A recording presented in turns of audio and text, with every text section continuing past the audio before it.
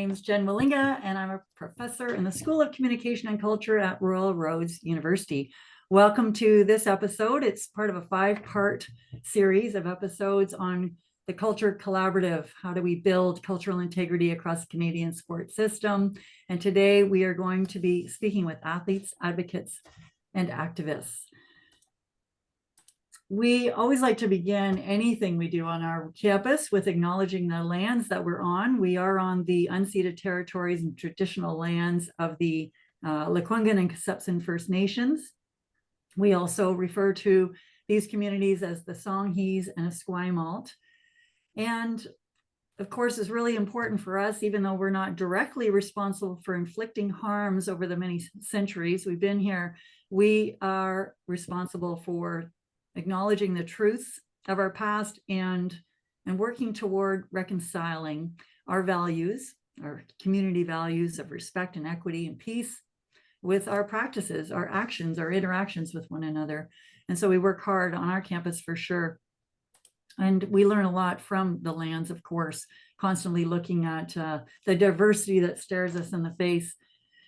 At Royal Roads, we spend some time acknowledging, and we devote a lot of energy to making sure that we acknowledge the learning that happens outside of the classroom.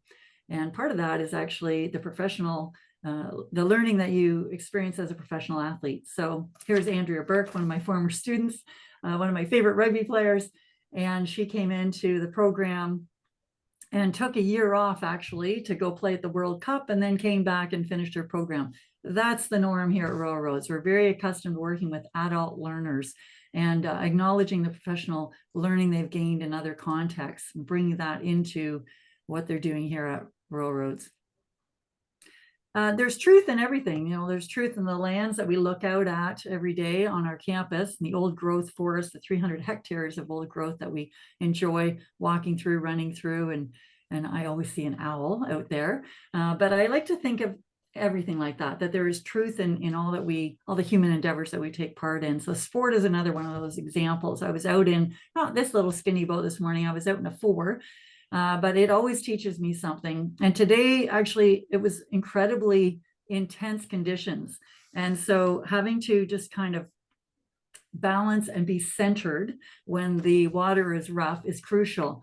It gave me a real lesson today, and also some of my crewmates, because they're struggling with different life challenges. And so being reminded of how important it is to be centered, be focused, and try to just really relax into that centeredness helps you navigate the white water and the whitecaps that were roiling around us out on Elk Lake this morning. There's a great deal of truth we can learn from sport. And I often say that through this webinar series, that we need to look to sport for some of the answers to the challenges that we're facing within sport here in our country. Really would love to have all of these wonderful individuals I have on my webinar out to our campus. It's quite a beautiful place, and it offers such a great place to retreat. We laugh about how when we have 15 minutes in the green room before we're on live here, we often just dive right in and start talking about issues that we're facing. This is the beautiful Japanese garden on the campus, and we as a school lean heavily on this concept of the bridge, minding and bridging gaps, the importance of embracing diversity. And again, that's a huge topic we cover often in this webinar, how important diversity is and how we really must learn how to leverage diversity, acknowledge diversity, embrace it, to not be afraid to just really lean on the fact. I mean, our whole survival hinges on diversity. Very proud of the athletes, and we're seeing a lot of it right now. Especially around the NCAA, I would say, if you're a basketball fan, and some of the issues that are popping up through that tournament around women in sport. But I'm really proud of the athletes and how they're leveraging a very powerful platform that sport offers them. I mean, it has huge reach. It's one of the most watched, enjoyed, and participated in human endeavors in the world. So they're leveraging that platform to speak out and challenge and expose and reveal some of the challenges we face as human beings in our world. And the programs here at Royal Roads reflect a lot of those same topics, you know, around development, diversity, education, environment, equity and human rights, health, media, communication, peace. We also try to partner with various organizations like Game Plan and the CFL to offer programming that relates to sport, but in much the same way that we tackle big topics like climate or peace. And so the webinar series was really born of that we are here to promote positive social change here at our campus. And we like to tackle big topics like climate, like sport. So I welcome various guests every month. And it's just been such an honor and privilege to participate and support these conversations. They're really important conversations. Great to see so many people attending and participating in the chat. We welcome you to pose your questions and comments in the chat. We'll keep an eye on that and incorporate you. But let me introduce you to my fabulous guest today. Carolyn Trono, I love this photo of you.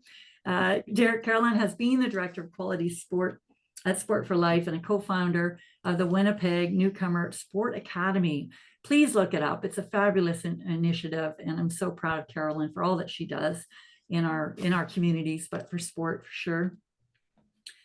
And a true advocate for gender equity in coaching in sport. And I've been working with her on a little initiative recently around that. I hope she talks a bit about that. But Carolyn's actually recently retired as well. So congratulations. Although we sure hope to still see you volunteering in these realms.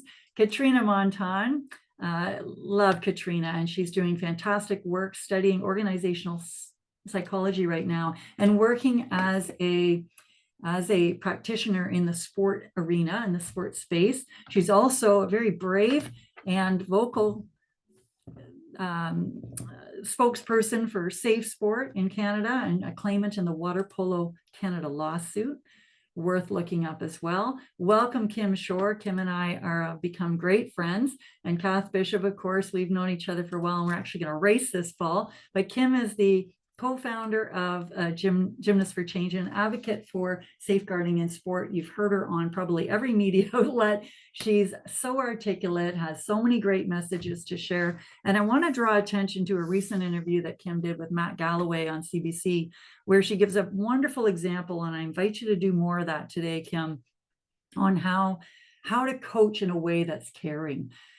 Which links me to Cath Bishop, who just wrote a wonderful article in The Guardian. So we'll be posting these links as well to draw people's attention to that, about a caring culture, looking at the boat race, which is between Oxford and Cambridge, and finally allowed women to start racing in that a few years back. Actually, one of my former athletes was one of the first women to race in the boat races for Cambridge, and they won, so it was great to see. But Cath just wrote a wonderful article about a caring culture and how to facilitate that really practical strategies that are possible and that actually enhance performance. I encourage you to have a look at that article. She's also an independent advisor and oversight board of the British Gymnastics and how they were overseeing their implementation of cultural reform. And so there's a whole report on that that's available online as well that you can check out. So thank you all for joining me. I just want to give a little bit more housekeeping that, again, encourage people to pose their questions or comments in the chat. We'll be monitoring that on the side and try to weave in or address. If you feel like it's not getting addressed, don't panic. We're tracking it. We might just have to circle back eventually at the end, or we'll give you an opportunity to actually pose your questions at times as well. And want to highlight some of the contact information where you can find these people online, and highlight that our next webinar will be on May 29th, same time, same channel, a sport revolution, shaping a new sport paradigm. And I'll be speaking with Tim Skuse, Scott Ramsey, and Taylor McKee about violence and discrimination, and but also about how to create a new paradigm around in sport. And then in June, we've got one in the works around waves of change for women in sport right now. And lots of great guests lined up. And we'd love to hear your ideas as well. So thank you very much. And let's get started. Wonderful. And you can change your view if you want to see the speakers highlighted. We'll let you determine that view. Let's get started, everybody. I always like to start by asking you a little bit more about your path to sport and why you're devoting so much time in your professional lives, your personal lives, to sport still. What is it about sport that has drawn you in, but also keeps you here? And would anybody like to start? Or can I just pick someone? How about Cath? You're on my left here, so I'll start with you and then we'll go across with Carolyn on deck. Go ahead, Cath. Thanks. Sure, great to be here with you all. Looking forward to the conversation. So I'm going to try and keep the journey kind of tight because there's quite a few bits about it, and I'm quite old now, so quite a lot of stuff has happened. But essentially, I was an Olympic rower, so similar background to you, Jen. I went to 3 Olympic Games, so I was in the squad for 10 years between 1995 and 2004. I mean, before that, it's fair to say I fell in love with rowing. I absolutely love my sport, still do it, still compete. You know, I just really, the sport kind of immediately gave me so much that I hadn't kind of had previously when I was growing up. I just loved being on the river. I loved all that it represented, the close camaraderie, the opportunity to explore what I was capable of.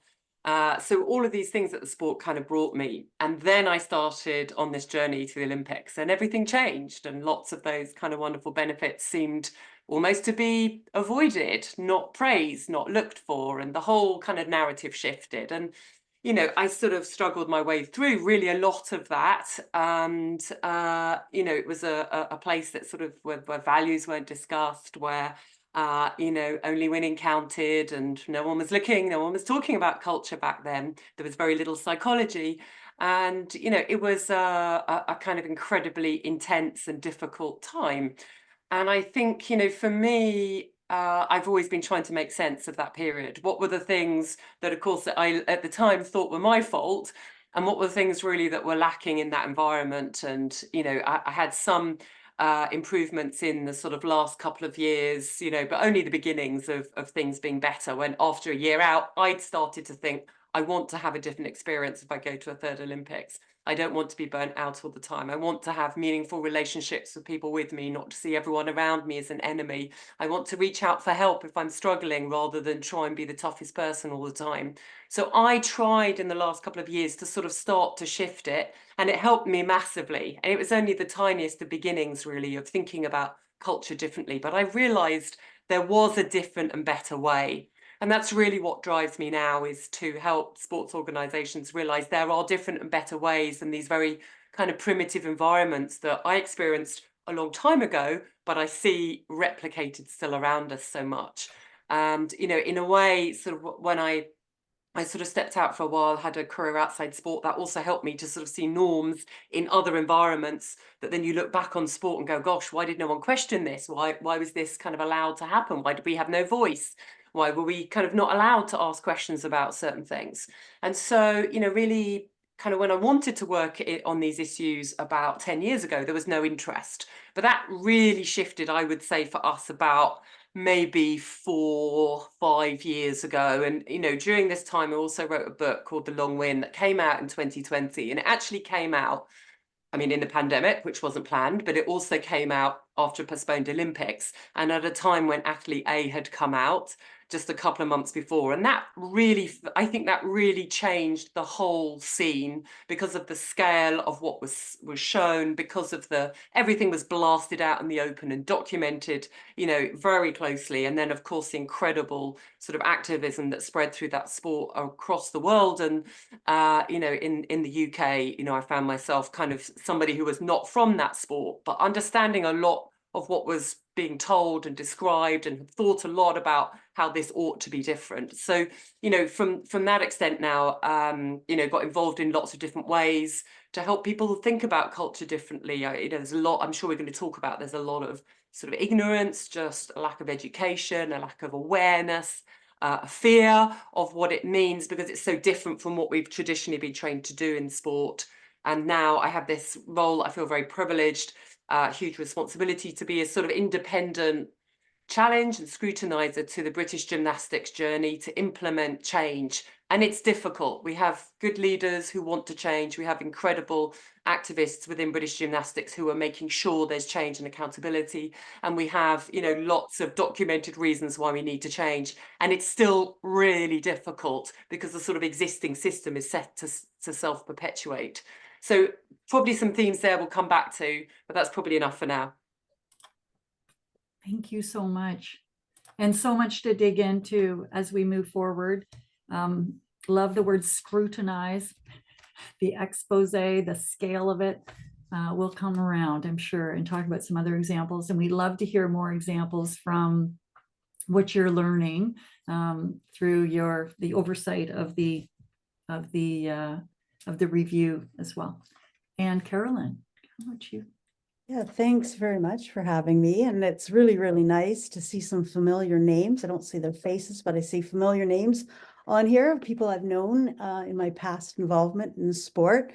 So, I mean, I started in sport in rowing as a coxswain and in the early 80s or late 70s. And, you know, in my time in sport and my career, I've been an athlete, I've been a coach, I've been a sport administrator, I've been a technical director, kind of all the way through, but it's really been has been focused on, I would say, more the performance pathway. I went to the National Coaching Institute. I worked with the Coaching Association of Canada. I actually worked at Sport Canada for a number of years around when the Dublin inquiry was on. So I really have quite an insight into sort of that performance world. But in 2016, I just happened to be at a party. It was a Iranian New Year. And this is when the Syrian refugees arrived in Winnipeg. And I was talking to a fellow who had refugee men's soccer team. And I opened my mouth and said, some of you have probably heard this story, well, what are we doing for the Syrian refugee kids? How hard could it be? What, you know, sure, I'll help out. And I thought it was going to be this little mini project. And it's turned into a whole thing that expanded my world view beyond belief, bucket of water over my head about how hard it is at the community level to run sport. Like club sport, equity deserving groups, refugees, newcomers. And so I shifted from kind of this performance attitude to what are we doing in the communities to get more people, more kids involved in sport who don't have access. And it still shocks me at how hard it is. So that's kind of where I'm at and where I'm working in my kind of, I've shifted from a job, I call it my job to a retired to actually probably working full time in this newcomer world because it's fascinating. And I think sometimes in sport, we just get a little bit too narrow. Yeah, so that's it. Thank you. And thank you for all your work. And I know there's some wonderful projects happening across our country that probably don't get shared as much. People are too busy doing, you know, but it's such a wonderful opportunity for people then to meet each other and really get integrated into the community and make relationships and friendships. I had a wonderful interaction with a kid out in Halifax who said sport should be their answer to all the challenges we're facing in Canada was sport should be free and fun. How hard can it be? Okay, how about Katrina? Can you go next? Thank you so much for having me. It's such an honor to be with these incredible women on this webinar. So I'm very, very happy to be here. My journey started, as many people on this on this call, I think, as an athlete. So I was on the national water polo team, Team Canada for water polo, from the age of about 14, 15 until 29. So I competed internationally for most of my adult life. And then when I retired from water polo, as we know, there was a difficult transition that ensued. And I always loved psychology and sociology. Those were my majors. And so I actually first went into counseling psychology, and I worked as a therapist for a year. And I just really missed, having been a team member for so long, I just missed the team aspect. Like the most fun part of my job was meeting on Wednesdays with the other therapists and talking about hard clients. So I was like, okay, maybe this is the right setting if that's what I'm looking forward to. And so I then decided to pursue the degree I'm in now, which is a PhD in social organizational psychology, which really just looks at the social dynamics within organizations or work contexts, using kind of a levels perspective. So what's happening at the individual level, team level, org level, industry level, system level, and kind of looking at those different things. I never anticipated actually working or thinking about or researching sport. I think when I retired, I was like, I was never an athlete. That's like not my path. That's not what I want to do. And then I got into this field, and at the beginning of the program, you really just learn all of these frameworks and lenses and perspectives, and they want you to apply them to your lived experiences. And so my lived experiences were not the usual work context, they were sport. And so I quickly learned that that also was a work context. And that is an organization, and it has its own culture. And so I got very curious about my own experiences in sport. So I already kind of some threads from what Cath was sharing earlier, trying to unpack what I had gone through in sport kind of through my schooling. So I got really curious specifically about how a coach could be removed for abusive coaching behavior, and then the person that replaces them kind of takes up this same behavior. And that happened multiple times in my sport context, unfortunately. And so it was like a bike wheel where the spoke is broken, so we take it out and we put a new spoke, but then that spoke is broken, so we take it out, we put a new one. But so something's wrong with the wheel, ultimately, is what I've learned. And so my research now focuses on high performance environments. So I have 2 studies right now. One is in sport, one is in medicine, a lot of links with those 2 things, but sport is definitely specific in many ways and unique in many ways. And so really looking at how a culture can normalize, or how culture normalizes certain behaviors that fall in that gray zone. So not necessarily criminal behavior, but kind of everything else in between, and kind of what that looks like. So that's where I'm at now. And yeah, just happy to be on the call today. And then obviously I'm a claimant as well. So if I'm going to ask people to do hard things, then I like to say that I'm also doing them, so I know what it takes to do hard things. So yeah, that's a little bit about me. I'm sure you'll get to know me more as this progresses. Thanks, Katrina. And how about Kim Shore? Thanks for having me today, Jen.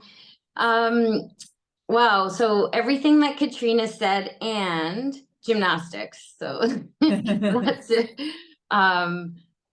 So I was a gymnast many years ago, and I would say I had the benefit of some really good experiences and the downside of some really awful experiences that I completely normalized, didn't even probably think, I basically thought I deserved it, and that's just how sport was. So carry on, fast forward, but when I left the sport, I really left it. I didn't look at a gym.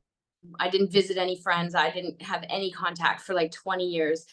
And my daughter decided that she really wanted to get involved in gymnastics. And my husband and I were both like, no, that's a bad idea. And it took her about 2 years. And finally, when she basically yelled at me one day and said, "Mommy, why won't you teach me a cartwheel? I know you know how." And we were on vacation, and I still can remember the moment. I taught it to her in about, I don't know, 30 seconds, and she did it brilliantly. And my husband and I locked eyes, and I just said, like, who are we to stand in her way, right? We've tried 6 other sports, and she's not interested, and she's been begging us since she was 4 to do this. So we started down that path, and it was wonderful, wonderful, extraordinary for about 3 years. And then I could see what was coming, and I could see that actually what I had experienced myself, and so had my teammates, because by this time I had also had a little reunion party at my house, and I had about 8 group of my team members over, and we all talked, and we were all like, 2 people couldn't even come to the party because they had anxiety attacks right before it. And we spoke to each other about how even though we had multiple coaches, the actual problem was the whole environment was toxic. So when I expressed that this one coach was really my abuser, someone else said, "You know what? She was wonderful to me, but the coach that you really thrived under was the person I would call my abuser." And it was so eye-opening, and it was so important for me to realize too that one person's savior is another person's abuser. And so we can't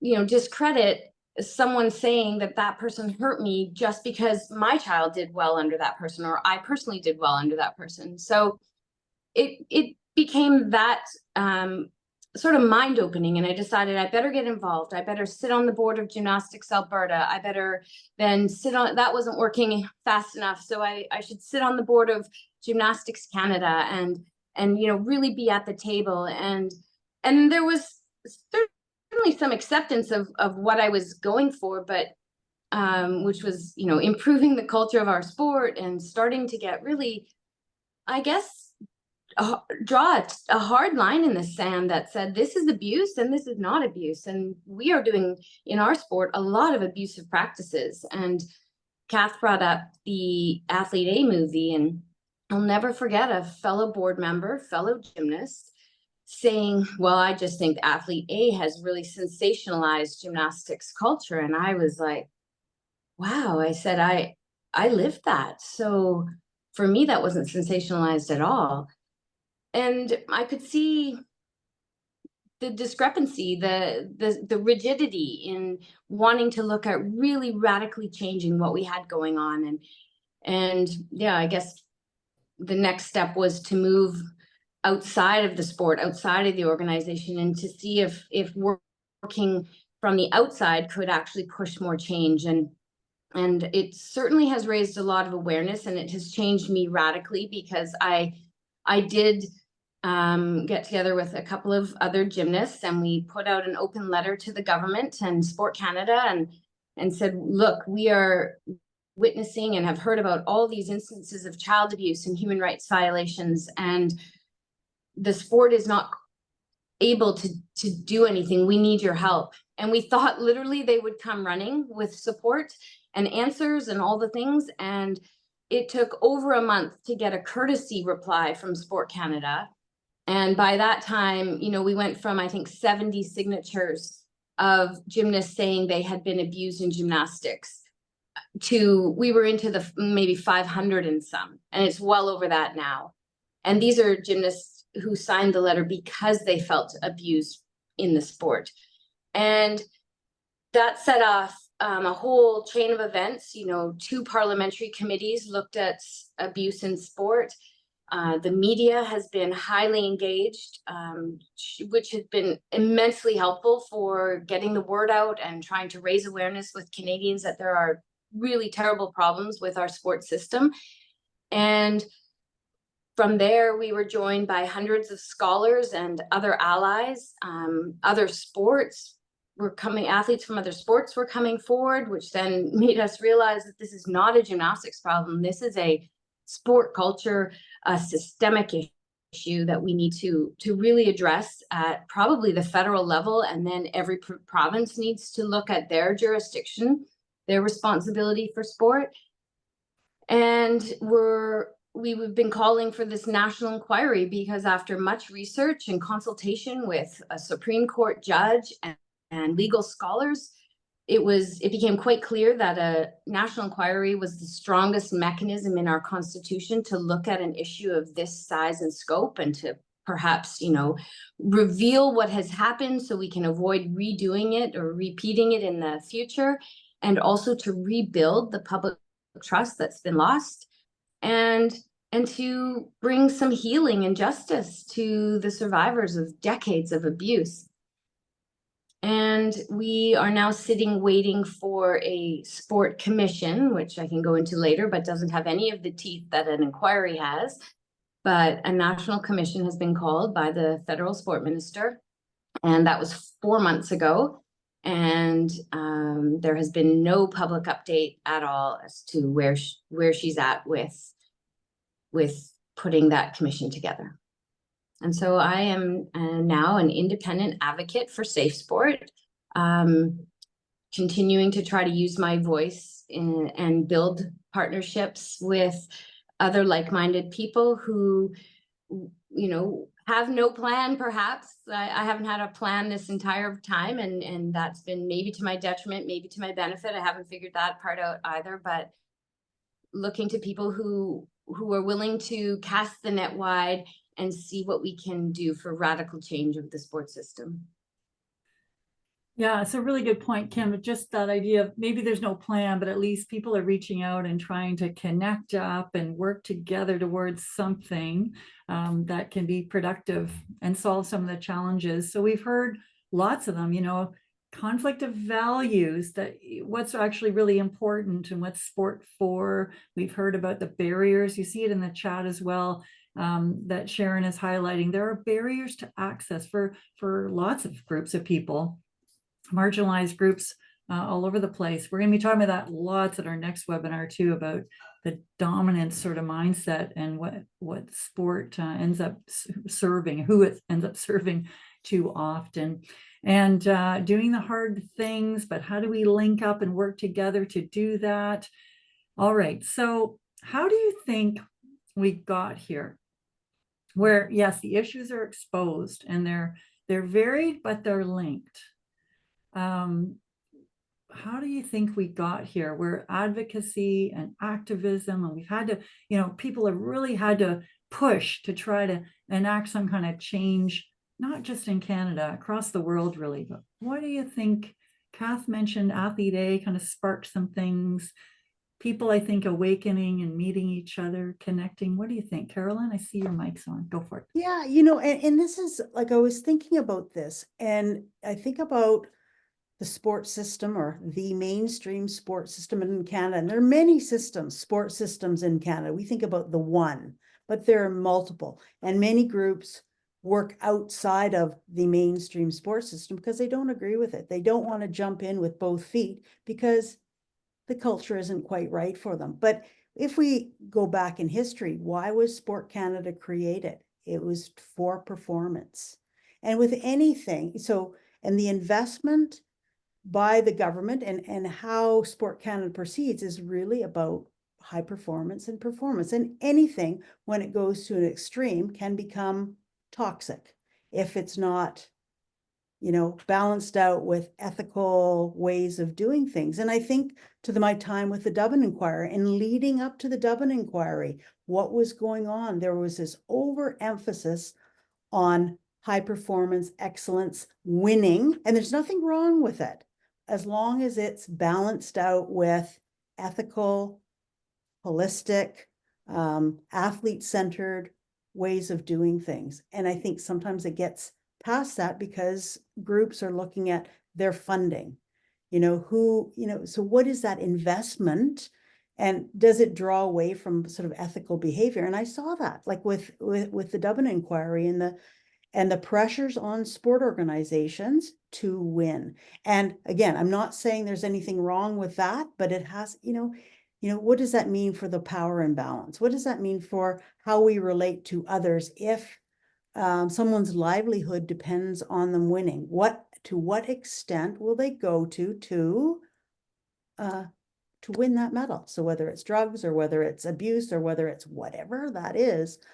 So I think that some of those kinds of things we need to be looking at to have a more balanced approach to things. Doesn't mean that we take away from good sport, quality sport, high performance, and winning and being the best we can be, but not at the expense of athletes. So this extremism, Cath. Yeah, it's a big question, because I think you can look at different timescales and there are sort of different layers here, kind of historically. The sort of two layers that I think are really critical to our thinking about where do we go next. If I use the UK as an example, because it is quite a sort of clear sort of moments in time as well. That essentially, after winning one gold medal in 1996 in Atlanta, there was a sort of national outcry, and a system was created to win medals. And it was pretty clear cut. Now, actually, the people who created that system had no idea of how people would behave in that system, or that it would deliver all these medals. I mean, a lot of that, because at this point we've won one gold medal, so we'll think maybe we'll win 5 or 6 at the next Olympics. Not that in 3 Olympics time we're winning 29 and all kinds of unethical behavior is now commonplace. I mean, they really didn't have that vision in their minds. But I think what happened was you set up a system where medals became really the sole currency. And the thing is, that's still the case because it's difficult for the system to calculate anything else. It's the foundation of it, where that was all that mattered. And, you know, but that arrived, I think you have to look at sort of the history behind that. That arrived into a context where we'd lost track of what the purpose of sport is for society, where there wasn't a foundation of values, of, you know, ethics or integrity being part of how coach education happens, or, you know, anyone else in sports leadership roles. And so I do think that's a bigger piece. We've lost a sense of what society needs from sport. And that's a conversation we have to start from scratch almost. And actually lots of people I find are wanting to tinker with the system and let's change this and we'll add in a bit of this and a bit of coach education. And that's all good stuff. But actually, I think there is a much bigger picture here, that we've lost the sense of what we could be gaining from sport that is nothing to do with medals, but includes, they're part of the picture, but they're part of a much bigger picture where actually sport creates a healthy nation, where it's part of the education of our kids, where it's lifelong sport. So whether you're Olympian or not, you want to be doing it for life. And those sorts of values were, you know, were long lost before our kind of medal factory arrived. And so then, of course, we see what happens when funding is only about medals. Coaches' jobs rely on medals. We see how human behaviour is incentivized by those things. And now we're in a bit of a mess that's quite difficult to unpick. Because where's the incentive to unpick it, really? You know, now we're so deep in. And so losing sight of, losing the plot of the purpose of sport. And I think I'm hearing embarrassment was very similar in Canada. You know, we came off of, well, we were going to host an Olympics, and last time we didn't even win, you know, a gold. So this time things are going to be different. And yet that's different from the Dublin inquiry, which was around doping.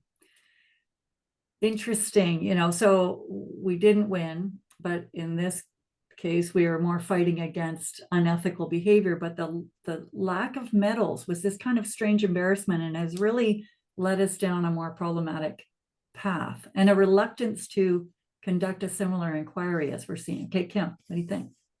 Well, Jen, I would just add that with Dublin, there was a whole element of international embarrassment. And I think that was what led to the expediency of the Prime Minister calling for a look into athlete doping.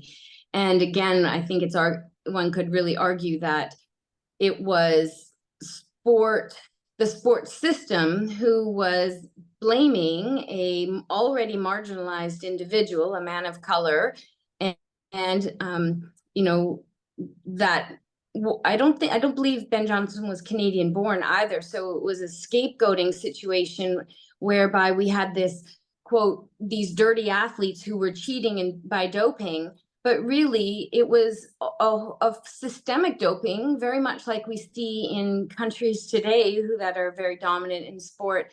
It was a system-wide approach to doping. I mean, coaches were teaching young people how to insert needles between their toes to avoid detection on their bodies, how to insert fake bladders so they could pass the urine tests. So again, it was adult-led. It was the people who had the power, the coaches, the administrators, the funders, maybe, who were incentivizing a certain type of behavior.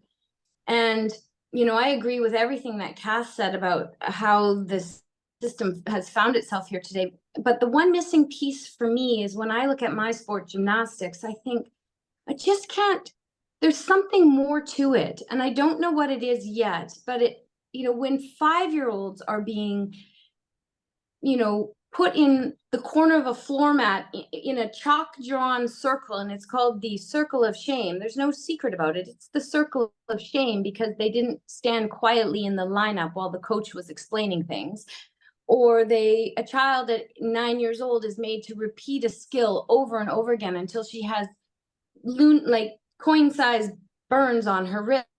And then they're allowed to heal for 3 days and the coaches make her do it again. I mean, that's to me straight up child abuse.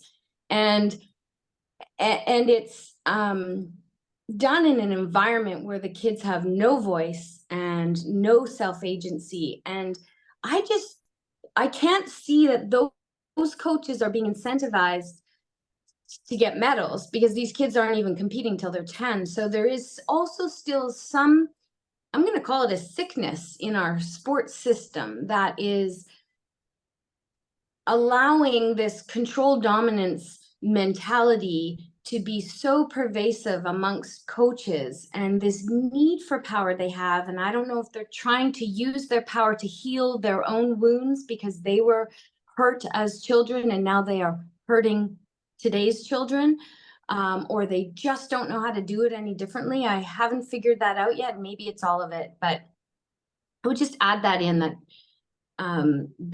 it's in addition to the drive for medals, there is something that adults are using their power over young people to heal something or fuel something in themselves.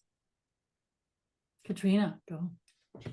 Yeah, I think along those lines, I think the culture is so deep rooted that I don't know if like most of the coaches have to have been experts within that space to begin with. And so they're conditioned themselves from such an early age. And I think we're in this like place now where I think there's a lot of fear in the system of not knowing what to do, not knowing how to do it differently, fearing that funding will be stripped tomorrow if you don't perform. Like, I think there is those real consequences that are like pushing down on people. And I think another layer to this too, that we're up against in sport, that's a little different from other sectors potentially, maybe not so much, but I think society, the sports system itself has these normalized things that maybe now we're starting to challenge in some way. But I think what we see in sport is that this is normalized beyond sport. This is normalized for society. So for everybody. So this is people whose loved ones play sport, watch sport, are fans of sport. And I think that is a layer that's going to be even more challenging to change, because we still see harm romanticized in movies, on TV, in podcasts, the way that announcers talk about football players hitting one another, the way they talk about it in hockey. So I think there's this other layer that is going to make it challenging, because I think what we then change in sport, already we're seeing how challenging that can be. And I think then we're up against this other piece of this whole thing, which makes this even harder, is that this is beliefs that are held by people that are not even in the system themselves. These are things that they've seen, and they believe now that, you know, in order to be a champion, that's what it takes. So that's the narrative, not only in sport, but in society. And I think that's challenging. I think that's like an additional layer of challenge that potentially doesn't exist in other spaces. If we think of like a tech startup, for example, might be pretty cutthroat when you're there, when you work at Google, like you might feel that. When I think of people working at Google, I'm not thinking like win at all costs. I'm not thinking like they need to be working 100 hours a week to be, you know, making the next whatever it is, or Apple, iPhone, whatever it is, right? So I think there's something there that makes this challenging, and kind of, you know, back to the question of like, how did we get here? It's really deep seated. Just sort of coming in on that, I find that there's almost a paradox at the moment though, because I completely agree. You know, this is the Hollywood script still, and there is a lot of, you know, grassroots level narratives about who's the toughest still, and all of this, yeah, very, you know, the kind of control dominance language that Kim used. And yet, I also think society no longer thinks it's okay to abuse athletes on the way to medals, and are uncomfortable. And I don't think that was the case sort of 20 years ago, 30 years ago. It was sort of, that is kind of expected. And people knew about how gymnasts were treated back then. It wasn't, you know, there were books, and Joan Ryan's books sort of written some time ago now that I remember reading sort of in the 90s. And so I definitely perceive a shift that is making people nervous. You know, in the UK, it's not okay if we win a medal and then we hear that the athlete has suffered and been treated wrongly. Something has shifted in society's attitudes, and yet this other narrative is still very present. So I find this sort of weird kind of contradiction, like both of those things coexist, and I'm a bit confused. Is one kind of going to be, you know, the one that's sort of leading forward, but actually they're both quite powerful in their own circles, and I'm still kind of trying to get my head around that. Well, I mean, patriarchy. It's just running underneath everything, and that's so strong and so deeply embedded, and yet we're trying to really make changes that contradict that. And Carolyn, go ahead. Yeah, no, so I think one of the things we need to be looking at here is we continue to think of this as the mainstream system. We know that in sport, there's huge dropout at ages 9, 10, 11, 12, you know, in those teen years, particularly for girls. And then we don't connect the fact that, oh, well, maybe the dropout is because they choose not to be part of this culture, this system, this overly competitive environment.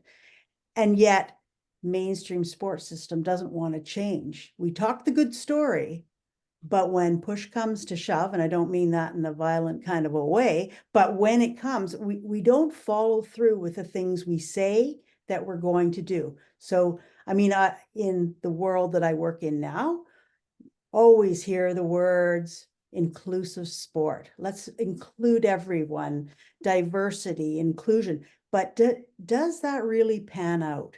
Are we prepared to give up the way we've always done it, to try something different, to be more inclusive, to allow more diversity at the table in different leadership styles, to challenge the way things have always been done? And we don't. And I don't know why that is. Fear of power loss, whatever it is. Somebody will have some really smart way of saying it. But the thing that drives me absolutely insane about some of the things that are happening in society and in sport right now is we say one thing, but we act another way. And somehow that's gotta level out, because I think the old system, we've outgrown the old system, and it needs to change to be more, and I'm going to use the word inclusive, because we're not really inclusive. We continue to go the same way we always have, and not recognize, getting better around the social and mental health, the more holistic way of doing things, but still tons of work to be done there. And you've really, sorry, Cath, just that cultural, and Cath has a podcast on this too. Check out that culture, what's it called again? Cath? Inside Out Culture. Inside Out Culture. And we're talking culture. Katrina and I talk lots about culture too, but I'm not sure the world always understands that. But you're describing it perfectly, Carolyn, that we're saying one thing but doing another. We say we value that, but actually we value what, by our actions, we're expressing what we truly value. And you've all highlighted things. The need for validation, Kim was talking about, the need to heal something in ourselves or have some sort of identity associated with, you know, achievement through this poor 5-year-old or 9-year-old. Nationalism, right? The medal table, what the hell is that all about? It makes no sense. Power, money, actually money and status. And yeah, those are the big ones, right? So these are privileging, these are prevalent right now. This is actually what we care about. And many people are challenging those values and calling for the holistic, ethical, which is, yeah, culture work, actually building that integrity of what we truly believe in. Cath, what do you think? What else? How do we get? So, I mean, I was really struck by what Carolyn was saying there. And for me, that plays back to this bigger question of what does society need from sport, which is not a question that I think is being asked enough, but it is what our governments and sport leadership need to be thinking about. Not what did it used to mean, or what do we like to get out of it, or what have we kind of just copied that everyone before us wanted, i.e. the narrow medals focus or whatever it might be, or some participation numbers. But actually our society is crying out for kids to be more physically active for their own health, and to stay, and for when they become adults, to be active throughout their life. And far too many kids are put off sport, as Carolyn was saying. So that was a bit that really kind of resonated with me, that I think gets sort of misunderstood, because we have all these programs to sort of try and get people off the sofa in their 30s and 40s, but we're not really looking at what happened between the ages of 8 and 14 that meant that those children thought sport's not for me. And I feel we sort of need to make sure that sport is for the unsporty ones. Yeah, we shouldn't be making that division. You know, I deliberately sort of use that language provocatively. You know, why are we kind of not really digging into what the failure is, in my view, at a very young age, the opportunity to participate in school and outside school, around school, as well, to be active, and that is what our society needs more than anything. And we just, that's not even part of the debate. And I feel that kind of in a political sense, sport is not associated with health education, and yet it's a massive lever. And it is seen in that awful nationalistic lens of, oh, let's show we're better than the others and create, some nice feel-good moments for a few days. But, for me, it's got so far from the potential contribution that sport could be making to society. And for me, that needs a whole national debate around this, so that people who think sport isn't for me, yeah, we need them in this discussion, telling us actually what could change it, rather than all the people working in sport thinking about, oh, what should the future look like that works for us? Can I jump in there, Jen? Because I think this is really important. So we talk about sport, we promote sport as being this great environment for to learn life skills, teamwork, communication skills, and all these kinds of things, right? So really would benefit everyone to be involved from a young age onward. And yet when many of the performance people now, we're so caught up in what's important in the technical, tactical, physical preparation, getting that workout in, and all of those kinds of things, that we forget about the social, emotional connection, relationship kinds of things. And I've seen it, and I've looked at coaching material from different groups, and when you look at the material, 95% of it is technical, tactical, physical preparation. Well, where are the social connection pieces? Because if you ask children, what do they want? They want friends and they want fun. Oh, well, how do we coach coaches to do that part? And and when I watch my newcomer kids come in, the newcomer kids come in, the rule is, coaches, I don't care if you're setting up cones, you drop everything and you go and you connect with those kids and see where they're at. But in the performance world, do we do that? And it is as important to do that with high performance athletes as it is for little kids, but we don't have it in the material. So I said I wasn't going to get on my soapbox. I'll step down. Okay. Well, and have a look at the chat, and Tracy Blake making some great comments here and building on what people are saying. Love this quote. We invest in what we value, we police what we don't. And are we truly investing what's important? And there are great models out there. Norway and Iceland are both leveraging sport for health and to address social issues. Yeah, Patrick, go ahead. Thank you very much for the opportunity. I just wanted to add a few points to what Cath was mentioning about the sports in schools, starting at a younger age. And I guess we rely a lot on the teachers to run the gym class. And I don't know if the teachers have coaching abilities. And this is just food for thought, but would it be possible to have actual coaches hired to give gym classes? Because they have the proper background, what to look out for to ensure that there's safe sport within class environment. Well, and we're just, don't even get me started about education. Okay. Because, that's where we really need sport to be happening. That's where kids can go try something together and not be afraid. And we're losing it there too. Because we put a lot of responsibility on the gym teacher to teach these sports when they probably don't even know how to play the sport themselves. Yes, and all these other aspects of sport. What's good about sport that needs to be promoted. Okay, lots going on in the chat too, and how do we actually hold people accountable to, and if we're not even truly valuing what sport is valued for, where do we start? How do we move forward? What's working right now? What are some of the efforts to advocate and activate in our system? What do you see? Where do you see some gains being made? Silence. I do see communities being brought together. We're just talking about the Safe Sport network that's forming, and there are lots of these groups forming across the world. What else? Where else do we see things happening that's working? Cath, go ahead. Yeah, I'm going to talk about the True Athlete Project, which I'm involved with, a non-profit, which is actually works internationally, primarily has base in the UK and the US. But I mean, you know, disclaim whatever caveat. I work with them, sort of advise them, try and advocate.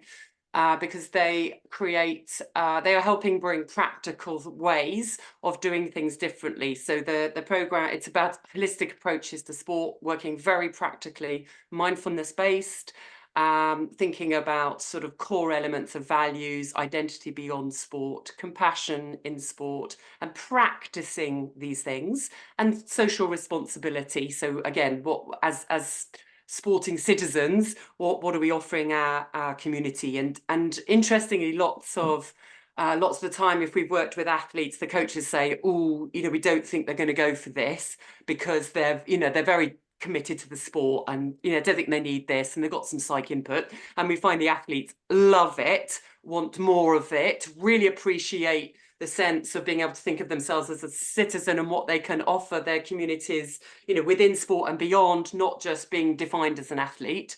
And actually, even we've had the same thing of sort of sports leaders saying, well, we don't think coaches are ready for this. And they're crying out for it. They have no space in which to be mindful, not in a sense of, so we can focus more and go harder, but mindful of the environments we're in, the impact we're having on others, the difficulties, the changes we're trying to make, all the pressures on a coach. So they're working grassroots and with some elite level. They have a brilliant mentoring program. So again, if you've got any kind of people who want to be mentors, or kind of young upcoming athletes who want a sort of holistic approach, have a look at their website, the trueathleteproject.org, which Jennifer has mentioned. And so there's language there, there's a vision there, there's practical support. And actually they're working with now, more of our national governing bodies in the UK. And every time people go, oh, we're not sure this will go down well, actually people are crying out for it, but they've never had it before, because this wasn't what it meant to be an athlete before. This wasn't in the coach badge training. So that's where I see kind of some hope. I think working with British Gymnastics, I'm not paid by them. I'm absolutely not here to defend them. I see some leaders who are not only trying to change their sport, but kind of realize they have a responsibility to try and make a difference because other sports are watching. And if they don't, with all the pressure on them, the kind of evidence they need to change, they have got really good people who've come in on this mission, and the priority is the number one priority. And so, I passionately care about trying to help them make a difference, because actually if they can't, with those conditions, and the activists within the sport pressuring them and holding them accountable too, then I worry about other sports where there's less pressure on them to change. But it is, you see how hard it is within a system that is very, very focused on kind of input activity, on the way things have been done before. We kind of measure, and this is a point that I think came up in a question sort of earlier that I'm just going to kind of touch in on here, where Peter was asking about this sort of question of actually how do we assess culture, how do we measure culture? This is a massive, probably 3 webinar series in itself, Jennifer, metrics. And it's because we've gone for such simple metrics, we've gotten such a mess now. And then sometimes we sort of want a single metric, Peter. There isn't a single metric, but it's the process of starting to notice and have a vision of what we want going forward that has a kind of broader positive social impact, that we then start to think other things are valuable. And so what actually sort of British Gymnastics has realised, it's not enough to just police and stop bad stuff. Yeah, of course that has to be really watertight. And my God, they've got massive issues with cases they can't move forward, and it's horrendous. It's not in a good place. They actually need a vision of going somewhere different, and this I see a lot. I almost feel that our leaders still want to, can we just win medals with a bit less abuse? Like, can we sort of carry on, tinker around the edges, and it'll be all right? Is that enough, please? Because I don't know how to do anything else. But actually we've got to really shift the vision, and that's part of my what I'm trying to help sports who want to be ambitious in this area, is we have to redefine success. So now it's about actually what your sport is doing for society, for the communities, for anyone who comes into contact with gymnastics, whether they're an Olympian or a volunteer or a parent or a coach. Yeah, you know, we're responsible, or you know, the people within British gymnastics, within that whole gymnastics community, we're responsible for the impact that should be positive that it has on anyone coming into contact with the sport. And that's a really different now set of metrics that we are starting to work out. It is complex, but for me, that's required, not just let's have a better complaints process. And figure out how to resource those things, not reward, because then that makes everybody pander for the money again and shift their focus to money. There's some great things happening in the world. TAP is one of them. There are lots of other good ones, but I love these partnerships. Kim, you've been waiting. Go ahead. I feel a little resistant to answering the question of what's going well in sport, because I still think we are in a place where we need to examine what's gone wrong, what's the damage, what does the fallout look like? What do 50 years of broken people back into our society look like? How is that impacting our socioeconomic you know, resources, the people that are joining our workforces? Yeah, so I feel resistant to answering that question, Jennifer. And at the same time, I don't want to say, you know, I'm obviously, I've nationally claimed to be an optimist. So I want to uphold that from my last interview, because I am optimistic that we will get there. But I feel too, sometimes we move to remedy and all these conferences that are like, what's the next step? And let's talk about, you know, how everyone's healed. And I still hear from people who are 60 years old now, who are just beginning their healing journey. 10-year-olds whose parents are calling me and saying, this just happened last week. So, you know, I do feel like what Cath was saying about gymnastics in the UK and how they are indeed role models for other sports. That's how many advocates in Canada feel about the country of Canada. We are a resource-rich, diverse nation with lots of strengths, good education system, lots of really amazing people.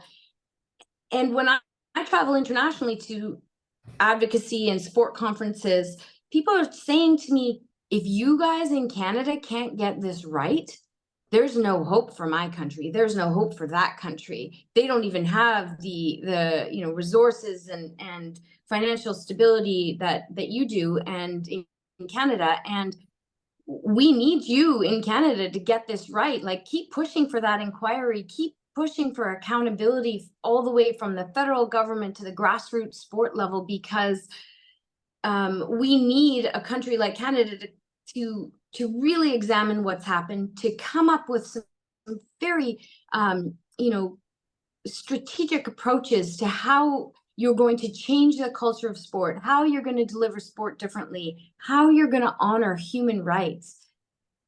And then we're going to be able to use that in our country. Yeah, love it. And to clarify, that's what I was asking. I also don't love the let's move on to new horizons. But what's working in terms of the activism, in terms of the advocacy? Where are we seeing inroads? Where are we seeing real change? And actually, I just came off of a webinar with a community of practice that has formed, that is working really hard to try to fix some of the, through deep inquiry, you know, not just kind of jumping over top of these things, but good partnerships forming to try to really address the issues. And I think I want to highlight your point, Kim, that it starts with actually looking deeply into what are the problems, which we're trying to do here too. Yeah. So where are we seeing gains, I guess, and where are we seeing insights being revealed that are actually helpful instead of trying to skip over? I think, and rebrand, right? Get these organizations that are trying to rebrand themselves to appear much more athlete centric or not medal focused when they have a legacy of having been like that. They first need to acknowledge the damage that they've done before they get to rebrand and completely change, rewrite history. That's, I think, what is really damaging to a lot of survivors. We look at that and say, that's not okay either. You know, there's been no acknowledgement, no accountability, and you organization aren't teaching the younger generations that you do have to make reparations. You have to apologize for what's happened. You have to make effort. You have to acknowledge it. Let's stop constantly in sport. We hide behind the gloss of sport, right? The happy moments. And, you know, we know, because she was public, that one of our former federal sport ministers was told from the highest level possible, stop focusing on all this safe sport and abuse stuff. You get back to the good side of sport.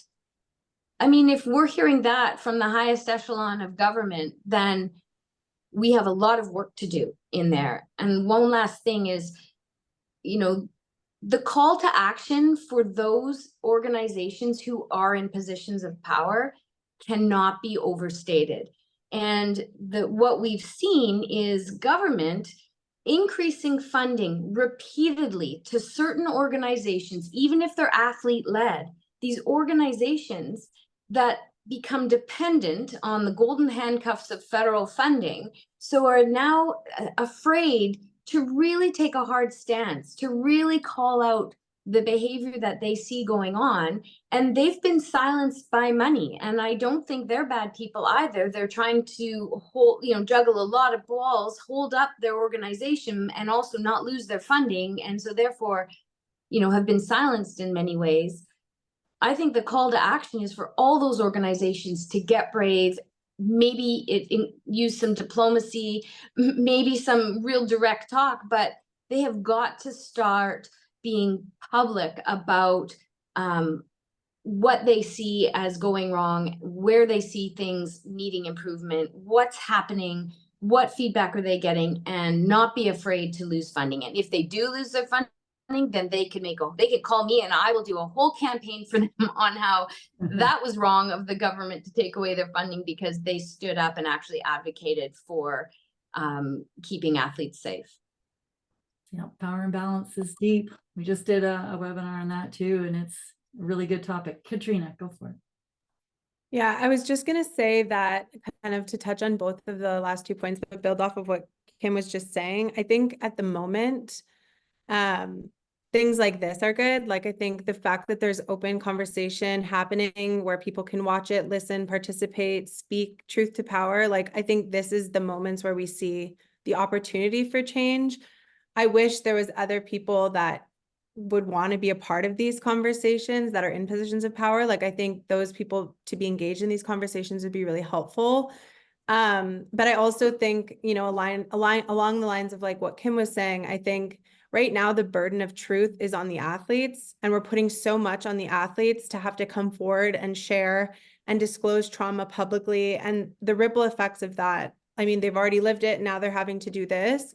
And I think that the burden needs to be shared, kind of like back to Cath's point, in society. It needs to be shared by all of us. Sport is something that, again, can benefit everybody if we change the perspective of what it's doing for us or what we want it to do for us. Connect it back to health, to access, to all the benefits sport can have. But at the moment, I feel like we sometimes rush to these let's just check this box. Let's do the safe sport training. We're good. We got this. And it's like, we're not having real conversation. We're not challenging the status quo.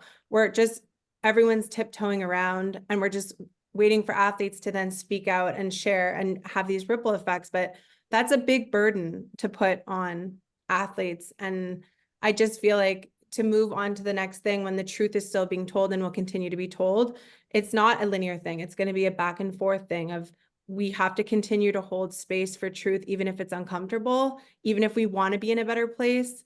I think people that speak truth to power, they believe that there's a better place. Like, they're not doing that because they don't love and believe in sport, right? So I think it's like, it's not as easy as saying like, we do this and then we do this. I think it's just kind of like a back and forth, but just wanted to like call that piece out of, I think it's just going to be important that we continue to hold space, because there's been decades and decades of people harmed in this system. And so to focus solely on the future is just, it's not enough. It's just not enough. Yeah, no, we can't skip over. It's a similar with what our Indigenous people are facing, in that, well, that's the past, now let's move forward. We can't. You've got to actually actively repair, heal, address the harms inflicted. Yeah, here. Carolyn. Yeah, I was just gonna say, you know, like, I think that there's a bias, a big bias in the system of whose voices are heard, you know, and you know, who has the ear of whoever is making the decisions. And I think truth is being told, but it's not heard in the right places for the people who are in the positions of power. And this is where the challenges are around diversity, because it's, you know, if you look at work groups, committees, whoever, you know, it's always the same people. It's always the same organizations, and there isn't enough diversity of lived experience in whatever that is. If we look at gender equity, it's the same thing, and the patterns go on and on. And one of my things is, like, you see something that's not right, and you go, is what I'm seeing true? Like, is this really happening? So whether it's gender equity in coaching, whether it's what the newcomer people who don't have access to sport, on safe sport abuses, you go, is this really happening? But not really having a place to really push it forward and make change. And I think some of the issues, the gaps in leadership, because there's a lack of diversity, and it's just really easy to go back to the same people who want to maintain those systems. And yeah, we're making those systems, we're going to change those systems to benefit everyone, but it actually turns out that they make the changes to benefit themselves, and there's not any real change. And this is the part that is a bit disturbing, and change is hard. And if we look at the problem, you know, things we want, it's hard work, and it takes time, and you can't do the Band-Aid because it won't fix it, right? So, I mean, I just think that a lot of the things there are gaps in leadership because we don't go out and find the voices that kind of will help stir the pot, and we need more of that. Now, wouldn't it be lovely if we could invite a massive overhaul while giving people the security that you're not going to lose your jobs? We're going to reorganize this in a way that puts, you know, the funding where it needs to go, and is resourcing, not rewarding, that we shift and equalize power balance, that we're going to do this work and just relax. But, you know, they wouldn't believe us, right? And that is the big fear, and that's why we keep replicating the same system over and over. So leadership, what else? Cath, you've been waiting, and then Kim. Yeah, I mean, Carolyn's spot on. That's just where I was wanting to go. People in the system, and the ones who are sort of really established in it, are of the system and have thrived as a result of the system, and therefore it's really hard for them for it to feel in their interest to change. And I often find that, you know, the best coaches who actually, you know, they felt challenged on values and integrity, and therefore they left. Yeah, so the best ones who we would want, who would be ready to kind of slot into a different set of priorities, yeah, they're out of the system now, because people have gone, no, that, you know, I can't condone this. And that I see as a huge problem. And, you know, we don't have the government involvement in this issue that you have. You have that leverage, but, you know, I can imagine that, like, were the government to sort of be, you know, were we to sort of come together, whoever we are, you know, as a collaborative in the UK, to come and say, look, this is how we think the system should change, they would take it to the existing system and go, what do you think? Yeah, because that's who's sort of advising them, and they'll go, yeah, I don't think it'll work, you know, carry on. And so that for me is a kind of major problem, because it is so fundamental. And therefore, I guess we have to come back to sort of where you started, Jennifer, that we have to work at the community level. And, you know, from that sort of citizen end of things, think about where on the ground can we sort of link up and connect and create a different experience of sport on a scale enough to sort of show there's a different way. But that's challenging. And along. But I could say that sorry, Jennifer, I was going to say that sometimes you can move things faster. So I think of the rudder on a boat, right? You have the great big ship you want to steer, and it's kind of slow and it moves, or you can pivot quickly with a smaller rudder and shift the boat quickly. At the community level, if you're you can bring diverse groups together. It's not that hard. It's, it's sort of hard, but you can be a lot faster, a lot more agile to make change. It's harder in the grand system. The challenge is we continue to function in silos. We don't collaborate. We don't learn very well about what's happening, what's working well at community levels. There are some great things happening, but how do we share that effectively to make the change that we want? And often I can say this because I've worked at the national level for a long time. And I think sometimes the perspectives of people working at community, it's discounted. It's disregarded because you're not working at the national level. Well, what do you know? The reality, hands are dirty on the ground. They're getting stuff done, and national groups could learn a lot from those people, those organizations. And I think there needs to be more of that. Oh yeah, this false hierarchizing of sport and what's important. I guess really we need to give it a big shakedown. Yes. Lots of cheering in the chat here for things that people are saying. So what's it gonna take? Like, I love your metaphor, Carolyn, of that rudder. And we know that the technology where the rudder is embedded in the actual fin, it's actually more effective, right? Instead of being kind of a separate mechanism. Oh, talk to Hudson about that. And then we have much more agility, right? We actually can. So does that mean people getting involved, getting into these leadership roles, or, infiltrating the system a little more intensely instead of trying to do it from outside? Or is it doing it from outside, creating our own mechanisms for change? Or what do you think? What's it going to take? I just want to offer something, because I think we go to like these big, it's so easy to dream big. All of us could dream up the perfect system, and I'm sure we could get it done. I have full faith. Just move out of the way. Just let us do it. But for me, like, what I advocate for a lot of the time when I work with organizations is like the everyday interactions. Like, how can we be brave every day? How can we be uncomfortable? I think so often we ask athletes to be uncomfortable, and the discomfort of being a champion and pushing yourself beyond those limits. And I think, it's just a call to each and every one of us on this call. If you have the opportunity to be brave, to step into that, to have an uncomfortable conversation. I just think at the ground level, like at the level when you don't necessarily have the power and authority, like there are also ways to make change. And I think it could look like trying something new. It could look like someone that looks like you in a position of power or in a coaching position. It could look like coming back after being hurt in the sports system and trying something new. It could be showing up tomorrow and trying one different thing. It could be having the courage in the board meeting to say, like, you know what, I'm curious about this. I'm wondering about this. So I think it can also just look like building psychologically safe spaces in sport where we can just have real and honest dialogue, because that's, I think, where we're going to see the most bang for our buck.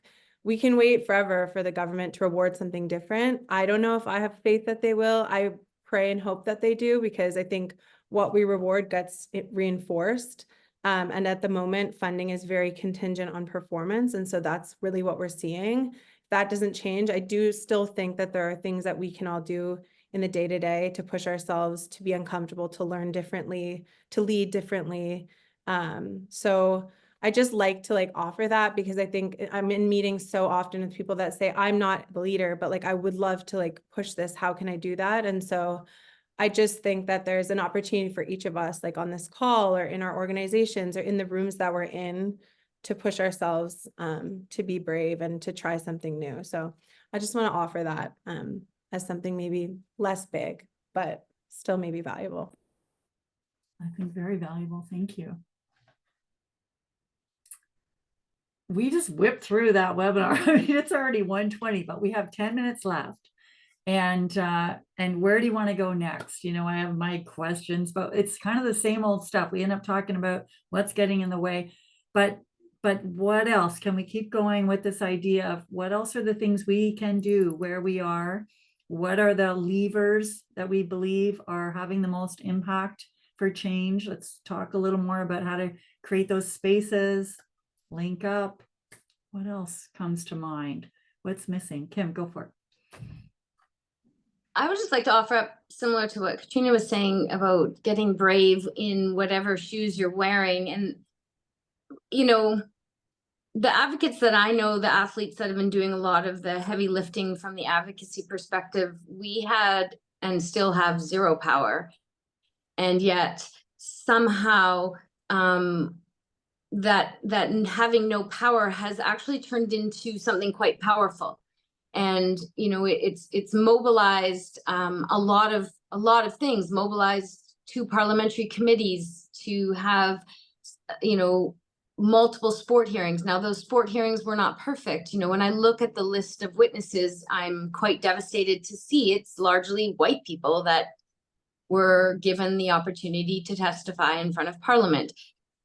So that wasn't ideal at all. And well, the parliamentary committees failed, I guess, on that front, but they did hold space for a lot of witnesses to come forward to tell their story, to be heard, to legitimize and add credibility to the athlete stories of abuse. And so just to take that down to whatever level you're working at, you know, maybe it's the board of your child's soccer team, you know, the Timbits Hockey League, your 6-year-old hockey player. Like, if you're joining some of these boards, or you're sitting in the stands, the opportunity to ask questions. And maybe that's a place we need to go, is to help people figure out how to start these conversations. Like, instead of saying, I'm so sick and tired of you yelling at the players all the time, it's kind of a turning to someone and saying, I'm kind of curious as to what's going on for you right now. You know, I'm curious for where this is coming from, or, you know, to your board of directors, I'm curious about why we keep talking about what payouts the coaches are going to get at the end of the year for how many kids they get on the provincial team. You know, what's another way we can contribute to increasing participation in sport, or making it safer, or whatever the challenge is, that we need to help people be able to have these conversations. So how do you open the conversation? How do you keep the conversation alive? How do you keep judgment and fear out of the conversation? And, you know, the opportunity to continue dialogue, because I think it needs everything. We need agitation and disruption at the boardroom table. We need agitation and disruption from outside, like people, advocates, athletes who are not tied to national funding, who aren't trying to get jobs within the sports system.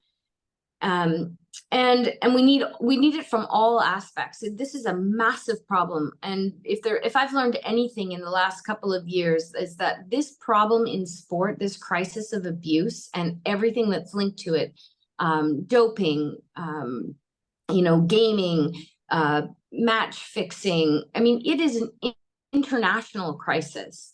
And in Canada, we have an opportunity here that we can capitalize on. And I would just say that if you're one of those people who is wearing the Team Canada jacket on a trip to Pan Am Games or the Olympic Games, not as an athlete, but you're doing it because of athletes, you're getting to go because you're a VIP, and now you're going to go to the VIP tent at the Olympic Games, and you know, you're going to wear this jacket and you're going to drink wine and have a great time on your trip because you're in a position of power, you're a politician, or you sit on a board of directors for a national organization. Those are the people that need to stop doing that. They need to actually put those jackets down, maybe even decline the trip, and put the focus and energy into fixing this crisis, because it's so bad, or we would have everybody on it. There are too many people covering what has happened in the past that they can't even look at the reality of what they've created. And I mean, obviously I could go on for days about this, but I'm thinking of very specific sport, canoe kayak. They just had, you know, a serial sex offender basically fly under the radar for the last many years.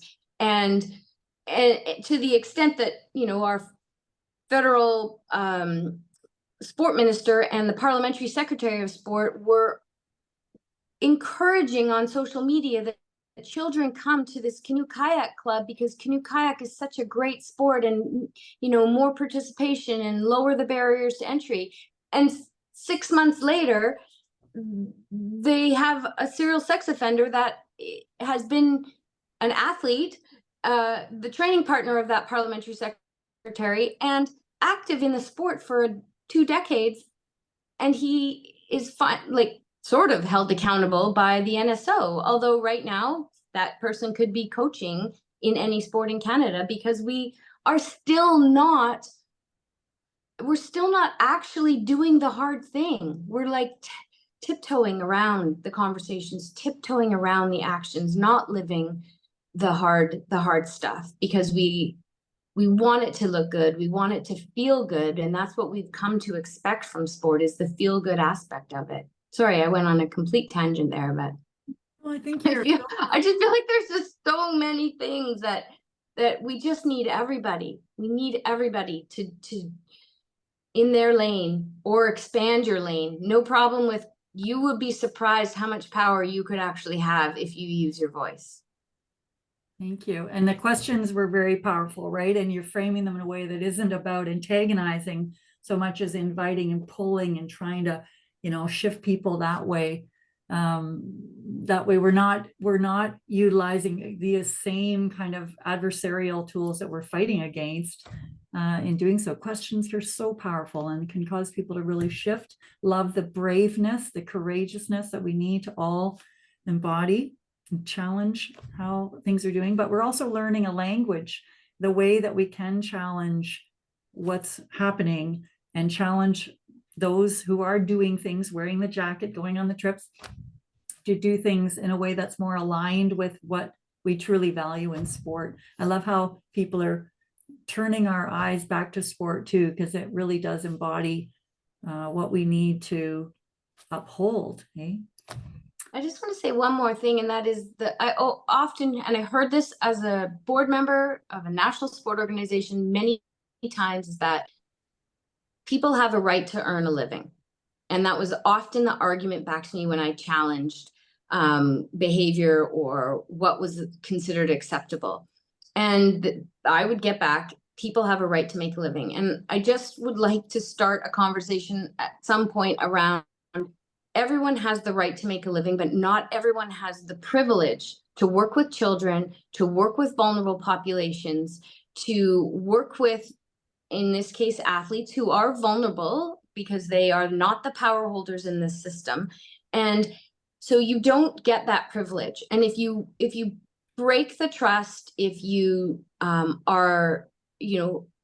if you do things that are considered abusive or inappropriate, you lose that privilege. You can go and sell soccer balls to clubs, for sure. You get to still make an earning, but you don't necessarily have the privilege to ever work with vulnerable populations again.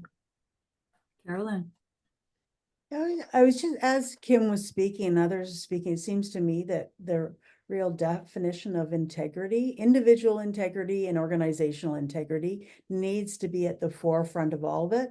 And I mean, maybe I'm just a little bit overly hopeful, but it seems like egos need to step down and let the integrity step up and be more important, because we see it all the time where people are taking advantage of their position and their power and all of those things in everything we've spoken about, not to make sport better for children, for athletes, for everyone, but it's to improve their position. And I think we need to get back to what's this all about, and making sure that everybody is called out when it's off, right? And too often the people who are calling organizations or individuals out on stuff, they get sidelined and pushed aside. We just need to keep coming back, because sport is really important, and it does bring great sense of belonging, great physical, mental health, if it's done in the right way. And we need to just keep keep pushing for it.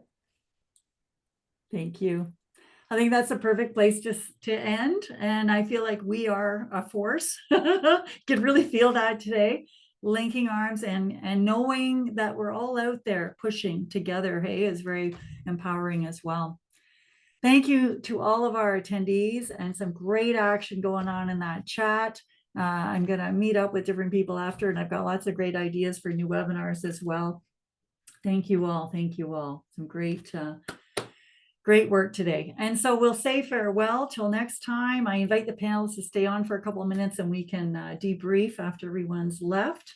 Thanks. Great to see you. Great to see you.